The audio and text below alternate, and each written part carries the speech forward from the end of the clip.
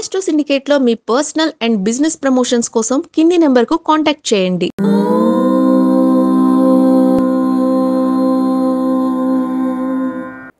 ఓం శ్రీ గురుభ్యో నమః. హరి ఓం.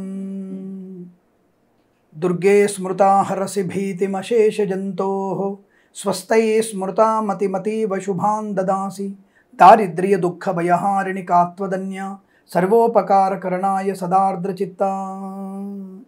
అందరికీ నమస్కారం. 2025 మే మాసంలోకి వచ్చేసాం. కాలము వేగంగా పరిగెడుతోంది, చాలా వేగంగా పరిగెడుతోంది.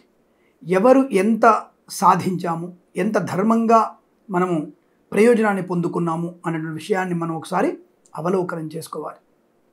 సరే, వేదాంత ఉపన్యాసం కన్నా ముందుగా ఒక చిన్న విజ్ఞప్తి. రోజువారీ ఫలితాలు, వార ఫలితాలు, మాస ఫలితాలు ఇవన్నీ కూడా గోచారంతో సమ్మిళితమై ఉంటాయి. ఈ మాసంలో ఈ చతుర్గ్రహ కూటమి త్రిగ్రహ కూటమిగా మారిపోతోంది. ఒక్కొక్కసారి రాహువు శుభకారకుడు అవుతున్నాడు, శుక్రుడు అత్యంత శుభకారకుడు అవుతున్నాడు, అలాగే గురుడి యొక్క ప్రభావం కూడా మారబోతోంది. కాబట్టి ఈ రకమైనటువంటి విషయాల్ని గోచారంలో గ్రహాల యొక్క స్థాన మార్పును బట్టి మనం చెప్పేటువంటి విషయాలు కొన్ని ఉంటాయి. జన్మజాతకంలోని మీకు 100కి 100 పాళ్ళు శుభ ప్రయోజనాలు పొందుకునే అవకాశం ఉంటుంది. ఈ విషయాన్ని గుర్తుపెట్టుకోండి. అలాగే మనం ప్రతి మాసం ఒక మంచి మాట చెప్పుకుంటున్నాం. ఆ విషయాన్ని ఈ మాసంలో మనము ఒక చిన్న మంచి మాట, వృక్షో రక్షతి రక్షితః. దయచేసి మనందరం కూడా ఈ మాసంలో ఖచ్చితంగా మనము ఇంకుడు గుంతలు ప్రతి ఇంటిలో కూడా, ఈ గృహ సముదాయాలు అంటే అపార్ట్మెంట్లో ఉన్నటువంటి వ్యక్తులు కానీ 10 ఫీట్ల లోతు ఉన్నటువంటి గుంతని, ఇంకుడు గుంతని ఏర్పాటు చేసుకోండి. తప్పకుండా దానివల్ల మంచి ప్రయోజనం ఉంటుంది. నీటి కటకట నుంచి బయటపడే అవకాశం ఉంటుంది అన్న విషయాన్ని గుర్తుంచుకోండి. రైతులు కూడా మీ యొక్క పొలాల దగ్గర ఏదన్నా ఇంకుడు గుంత లేదా బావి లాంటివి తవ్వుకునే ప్రయత్నం చేయండి. బోర్లు వేసి భూమి తల్లి యొక్క గొంతుని కోసే ప్రయత్నం చేయకండి. ఆ భూమి తల్లి శరీరాన్ని గుంతలమయంగా చేస్తున్నాం మనం. కాబట్టి అలా కాకుండా ఒక దగ్గర ఇంకుడు గుంత తవ్వుకుంటే, ఒక బావి తవ్వుకుంటే దానివల్ల మంచి నీటి ప్రయోజనం ఉంటుంది. ఈ విషయాన్ని గమనించండి. తద్వారా మనకి రాబోయేటువంటి వర్షకాలంలో మంచి వర్షాలే ఉన్నాయి. ఆ విషయాన్ని గుర్తించండి. రెండవది, నేను ఏప్రిల్ మాసంలో ఫస్ట్ వీక్లో ఒక వార్త చూశాను. ఈసారి సాధారణ వర్షపాతాలు ఉండే అవకాశం ఉందని చెప్పేసి వాతావరణ శాఖ వాళ్ళు ఏప్రిల్ ఫస్ట్ వీక్లో ఒక మెసేజ్, వార్త ఈనాడు పత్రికలో వచ్చింది. ఇక మొన్న దాదాపుగా మనకి 16వ తేదీ, ఏప్రిల్ 16వ తేదీ అనుకుంటా, నేను 15వ తేదీ సంథింగ్ ఆ టైంలో మనకి పేపర్లో ఈసారి ఋతుపవనాలు బ్రహ్మాండంగా ఉన్నాయి, అధిక వర్షపాతం పడే అవకాశం ఉంది, మళ్ళీ ఒక స్టేట్మెంట్ వచ్చింది. అదే ఈనాడు పేపర్లో. కావాలంటే మీకు నేను ప్రూఫ్ ద్వారా చూపిస్తాను, వాటిని విత్ ప్రూఫ్ నేను మీకు చూపించే ప్రయత్నం చేయగలుగుతాను. ఈ విషయాన్ని మీరు గమనించుకోండి. మరి వాతావరణ శాఖ వాళ్ళు ఇచ్చేటువంటి వివరాలని, మన జ్యోతిష పండితులు చెప్పే వివరాలని అన్నిటిని కూడా ఒకసారి జాగ్రత్తగా గమనించండి. ఏదేమైనా ఈ జూన్ మాసంలో పడేటువంటి వర్షాలు ఎక్కువగానే ఉన్నాయి, అధిక వర్షపాతమే ఉంది. ఆ విషయాన్ని పంచాంగ శ్రవణను కూడా మేము చెప్పి ఉన్నాం. ఆ విషయాన్ని గమనించే ప్రయత్నం చేయండి. ఇక రెండవది, వారం వారం నేను షేర్ మార్కెట్ గురించి చెప్తూ ఉంటాను. నాకు షేర్ మార్కెట్ లోపలికి వెళ్ళాల్సిన అవసరం లేదు, ఎందుకంటే నేను షేర్లు కొనను. కానీ షేర్ మార్కెట్ యొక్క వాతావరణాన్ని చూసి, అంటే ఆర్థిక పరిస్థితిని గమనించి, ఏ షేర్స్ లాభాలు పొందుకుంటున్నాయి, అంటే సెన్సెక్స్ ఎన్ని వేల పాయింట్లు ఉంటుంది, అలాగే నిఫ్టీ ఎన్ని వేల పాయింట్ల వరకు చేరుకుంటుంది అన్న విషయాన్ని ఆ రోజులలో 5 రోజులు ఉన్నటువంటి గ్రహ గమనాన్ని బట్టి చెప్పే ప్రయత్నం చేస్తాను. నేను షేర్స్ ఏం కొనను, నాకు అసలు అవసరం లేదు. మా అమ్మాయి చేస్తూ ఉంటుంది, తను ఫ్యూచర్లో వ్యాపారవేత్తగా ఎదగడానికి తను ఎప్పటి నుంచి చేస్తుంది. అదేమి రోజువారీగా ట్రేడింగ్ చేయదు, గమనిస్తుంది, షేర్ మార్కెట్ గమనిస్తుంటుంది. నేను చేయొద్దని చెప్పాను, జాగ్రత్త పడమని చెప్తాను. కాబట్టి ఇవన్నీ కూడా మనము తెలుసుకునేటువంటి ప్రయత్నం చేస్తే మంచిది. అనవసరంగా కామెంట్ చేసి అది 25,000 పాయింట్లు వస్తుందో 26,000 పాయింట్లు వస్తుందో, ఆ రోజు గురుబలం బాగా ఉంటే ఒకలాగా, శుక్రుడు బలం ఉంటే ఒకలాగా, ఆ యొక్క నిఫ్టీలో 26,000 పాయింట్ల 29,000 పాయింట్ల చెప్పే ప్రయత్నం చేస్తాను. ఎందుకంటే గత 2 మాసాల క్రితం చెక్ చేస్తాను నేను ఎలా ఉంటుంది అనే షేర్ మార్కెట్ని. ప్రతి ఒక్క విషయం కూడా నేను ఏ చెప్పినా, రీల్స్ వేసినా, ఏది మీకు షార్ట్ వీడియోలు చేసినా, ఇవన్నీ కూడా నేను ఆధారం లేకుండా ఏది చేయను, చెప్పను కూడా. నేను ఆధారంతో చెప్తాను. నేను చెప్పేటువంటి అక్షయ తృతీయ గురించి కానివ్వండి, ఆడవాళ్ళకు వచ్చేటువంటి ఋతుస్రావం కానివ్వండి, ఈ ఋతుస్రావం గురించి ఏదైనా సరే నేను ధర్మబద్ధమైనటువంటి విషయాన్ని చెప్పే ప్రయత్నం చేయ తప్ప అనవసర పిచ్చి మాటలు మాట్లాడే ప్రయత్నం చెయ్యను. ఈ విషయాన్ని గమనించుకొని తప్పకుండా మన ఆస్ట్రో సిండికేట్ ఛానల్ని మరొక 1000 మంది చేత మీరు సబ్స్క్రైబ్ చేయిస్తారని మనస్ఫూర్తిగా కోరుకుంటూ, ఒక ఆయన బాగా చెప్పాడండి, మంచిదే, మీకు మంచి కలగాలని కోరుకుంటున్నాను. నేను బాగా చెప్పలేదు, సూచనగా తీసుకొని జాగ్రత్త పడి మంచి ఫలితాలు పొందుకునే ప్రయత్నం చేయండి అన్న విషయాన్ని గమనించండి. పిచ్చి కామెంట్స్కి నా దగ్గర నుంచి పిచ్చి సమాధానమే వస్తుంది. ఇది మర్చిపోవద్దు. నేను టిట్ ఫర్ టాట్. ఎవరికైనా అపాయింట్మెంట్కి ఎంత డబ్బు తీసుకుంటాము నేను మొహమాట లేకుండా చెప్తాను, కానీ ప్రచారం చేసుకునే అవకాశం నాకు లేదు. మీకు పర్సనల్ అపాయింట్మెంట్ ఉందా, నా ఆఫీస్ వాళ్ళకి ఫోన్ చేస్తే మీకు ఎంత రుసుమవుతుందో చెప్తారు. మీరు చాలా కాస్ట్లీ అని చెప్పేసి, మీరు అమెరికాలో ఉన్నప్పుడు ఒక రేటు, ఇండియాలో ఒక రేటు ఉంటుందని చెప్పేసి అడిగే వాళ్ళు కూడా ఉంటారు.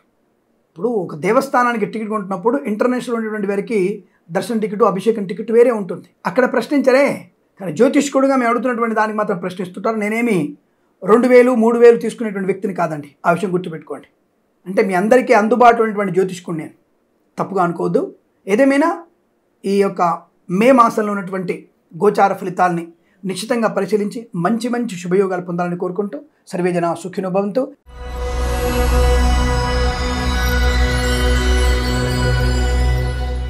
అందరికీ నమస్కారం. సింహరాశి వారికి మే నెలలో ఎలాంటి ఫలితాలు ఉండబోతున్నాయి? మొదటి వారంలోనే వీరికి అదృష్టాది ఆనంద యోగాలు. రెండో వారంలో చాలా ఇబ్బందికరంగా ఉంటుంది, జాగ్రత్తగా ఉండాలి. ఆరోగ్యం పైన దృష్టి పెట్టండి. అలాగే ప్రభుత్వ ఉద్యోగం జాగ్రత్తగా ఉండండి. వేగాన్ని కంట్రోల్ చేసుకోండి. మైనర్లకి అంటే వారికి లైసెన్స్ లేని వ్యక్తులకి వాహనం ఇచ్చి కుటుంబ సభ్యులందరూ కూడా జైలుకి వెళ్ళే అవకాశం ఉంది, జాగ్రత్త.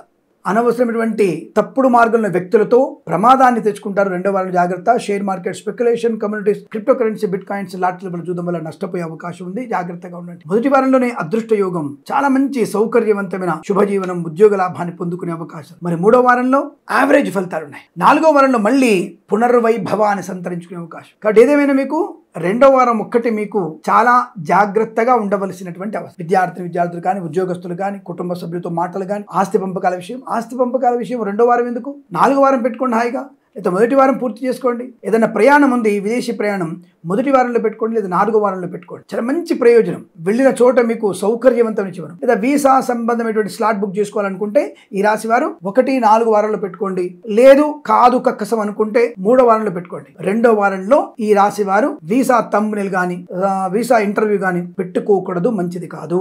జన్మ జాతకాన్ని చూసుకోండి ఒకసారి. తద్వారా మీకు అనుకూలవంతమైన విదేశీ ప్రయాణం ఉందని తెలుస్తుంది. ఏదైనా కొత్త వస్తువులు కానీ, అంటే ఖరీదైనవి, లేదా వాహనం కానీ, ఇల్లు కానీ కొనాలనుకుంటున్నారా, 1-4వ వారంలో మీరు ఏర్పాటు చేసుకోండి. చాలా మంచి ప్రయోజనం. సరైనటువంటి ధరకి లభించే అవకాశం ఉంటుంది. అది పొందినటువంటి సమయం వల్ల మీకు ఆనందాన్ని పొందుకునే అవకాశం. ఎప్పుడైతే తీసుకుంటారో దానివల్ల మంచి ప్రశాంతతని, ప్రయోజనాన్ని పొందుకుంటారు. ఆనందం ఉంటుంది. ఇల్లు కానీ, వాహనం కానీ ఏదైనా మీకు ప్రశాంతత కలిగిస్తుంది. బాగలేని సమయంలో తీసుకుంటే నష్టాన్ని పొందుకుంటాం. ఎలాగో కొంటున్నాం కదా, రెండో వారం ఎందుకు కొనడం, నాలుగో వారంలో తీసుకుందాం, రిజిస్ట్రేషన్ చేసుకుందాం, మంచి శుభయోగాన్ని పొందుకోవచ్చు. అలాగే కృత్రిమ సంతానం కోసం ప్రయత్నం చేస్తున్న వారికి 4వ వారం మంచిది. ఇక కళాకారుల, క్రీడాకారులకి ఈ మాసం మొత్తం కూడా అనుకూలంగా ఉందండోయ్. ప్రతి చోట గౌరవం, ఆనందం, ఆర్థిక లాభం, సినిమా రంగ ప్రపంచంలో వ్యాపార లాభం, కొత్త సినిమా నిర్మాణం, సినిమా విడుదల చేయడానికి మంచి సన్నాహాలు, ఆత్మీయులతో కలయిక, ఆనంద యోగం, బంధుమిత్రుల సమాగమం, గొప్ప వ్యక్తులతో పరిచయం, నూతన వ్యాపారానికి ఆవిష్కరణ జరగడం, share market, speculation, communities, crypto currency, bit coins, లాటరీలు చూద్దాం. మీకు రెండవ వారం తప్ప మిగిలిన వారాల్లో మీకు శుభప్రద ఆర్థిక ఆనంద యోగాలు ఉంటాయి. ధనము, ఆనందము, ఆరోగ్యం ఈ మాసంలో మీకు ఖచ్చితంగా ఉండబోతోంది. ప్రభుత్వ ప్రైవేట్ సంస్థల్లో ఉత్తమ స్థాయి ఉద్యోగాన్ని పొందుకునే అవకాశం 4వ వారంలో చాలా బాగుంది. Competitive examinations, IELTS, GRE, TOEFL, GMAT, SAT లాంటి పరీక్షలు ఉంటాయి కదా, జూన్లో ప్రవేశాలు కదా, అటువంటి పరీక్షల్లో కూడా మీరు పాలు పంచుకోవాలనుకుంటే తప్పకుండా మీరు 1, 3, 4 వారాలు ఏర్పాటు చేసుకోండి. వీలైతే 4వ వారం చాలా మంచిది, అనుకూలంగా ఉంటుంది. తప్పకుండా మంచి ప్రవేశాలు లభిస్తాయి. మంచి కాంపిటేటివ్ ఎగ్జామినేషన్లో విజయం సాధిస్తారు. విదేశాల్లో కూడా మంచి విద్యాభివృద్ధి ఉంటుంది. ప్రభుత్వ ప్రైవేట్ సంస్థలో ఉద్యోగ లాభం ఉంటుంది. బెంచ్ ఉద్యోగం ప్రైవేట్లో వెళ్ళడం ఖాయము. రాజకీయ నాయకులకి, సినిమా రంగంలో కానీ, కళాకారుల, క్రీడాకారులకి అభివృద్ధి పదంగా ఉంటుంది. ధన కనుక వస్తు వాహన ప్రాప్తి. విదేశాల్లో కూడా మంచి స్థిర నివాసం, లేదంటే స్థిరమైనటువంటి గృహయోగం, ఇల్లు కొనుగోలు చేస్తారు. విదేశాల్లో కూడా బెంచ్ ఉద్యోగం ప్రైవేట్ వెళ్ళడము, వీసా సంబంధ సౌలభ్యం. విదేశాల్లో స్వామి ఈ నెల నాకు రాకపోతే నాకు ఇబ్బంది అని చెప్తే ఖచ్చితంగా 1వ వారం కానీ 4వ వారం కానీ మీకు ఉద్యోగం రావడం ఖాయం. మళ్ళీ మీకు వీసా ఎక్స్టెన్షన్ అవ్వడం ఖాయం. ఈ ట్రంప్ చేయని, ఇంకేదైనా చేయని, మీరు విదేశాలు ఉండడం ఖాయం.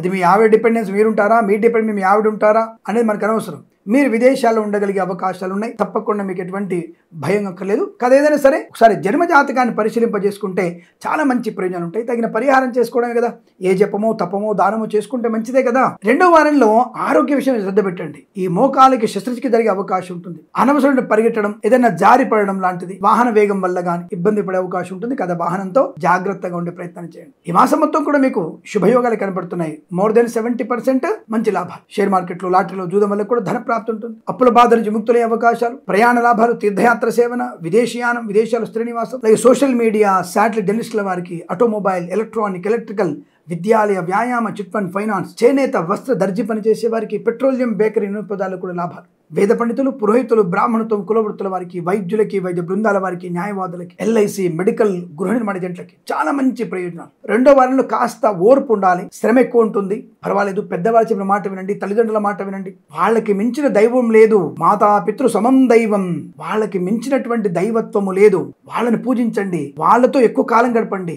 ఎక్కడెక్కడో ఉద్యోగాలు చేస్తున్నాం, ఎక్కడెక్కడికో వెళ్ళిపోతున్నాం. పెళ్ళైన తర్వాత ఆడపిల్లలు ఎక్కడికి వెళ్ళిపోతారు, పిల్లలు ఉద్యోగాలు ఎక్కడికి వెళ్ళిపోతారు, తల్లిదండ్రులు ఒంటరిగా ఉండిపోతున్నారు. వాళ్ళతో ఉన్నంత సమయాన్ని వాళ్ళతో ప్రశాంతంగా గడిపే ప్రయత్నం చేయండి. అల్పమైనటువంటి పొలాల గురించి, గజాల గురించి అనవసరమైన గొడవలు పెట్టుకొని వాళ్ళని మనోవేదన గురి చేయకండి. వాళ్ళు చెప్పినటువంటి అమ్మాయిని, వాళ్ళు చెప్పిన అబ్బాయిని వివాహం చేసుకొని వాళ్ళ గౌరవాన్ని కాపాడండి. మనల్ని కని పెంచినందుకు వారికి సంతోషాన్ని కలిగించే ప్రయత్నం చేయండి. నేను ఇంకొకరిని చేసుకున్నా, నేను ఆమెతో ఉండి చేసుకున్నా, నేను ఈమెతో ఉండి చేసుకుంటా, ఏ కులం అయితే ఏమిటి, మనిషే కదా, మనిషికి వాడికి అవయవాలు సేమ్ ఉన్నాయి కదా అన్నటువంటి భావన, అనవసరమైనటువంటి వివాదాలు మంచిది కాదు. ఒక పండు కొన్నావు, ఆ పండుని జాగ్రత్తగా కాపాడుకుంటూ జాగ్రత్తగా తినే ప్రయత్నం చేస్తాం. ఒక వస్తువుని జాగ్రత్తగా కాపాడుకుంటూ దాన్ని అనుభవించే ప్రయత్నం చేస్తాం. ఒక వస్తువు మీద, ఒక పండు మీద అంతటి ప్రేమాప్యాయత ఉన్నప్పుడు కన్న కొడుకు, కన్న కూతురు మీద అంతకు మించినటువంటి ప్రేమాప్యాయత ఉంటుంది. అటువంటి స్నేహితులు మరి మనకు లేరు. తల్లిదండ్రుల కంటే గొప్ప స్నేహితులు లేరు. ఆ తత్వాన్ని, ఆ మాధుర్యాన్ని అనుభవిస్తూ వాళ్ళకు కూడా అటువంటి మాధుర్యాన్ని, ప్రశాంతతని, ఆనందాన్ని మనం వాళ్ళకి తిరిగి ఇచ్చే ప్రయత్నం చేయాలి. అప్పుడు కదా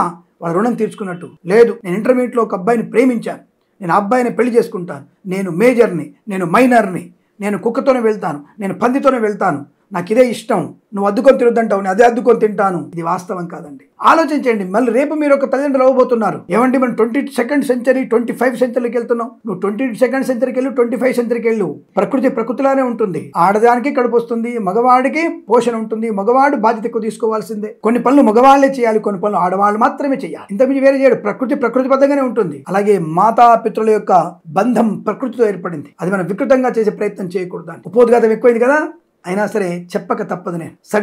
నేను కూడా తండ్రిని కదా, నాకునేటువంటి తత్వం, నా కూతురికి నేను ఇవే చెప్తున్నాను.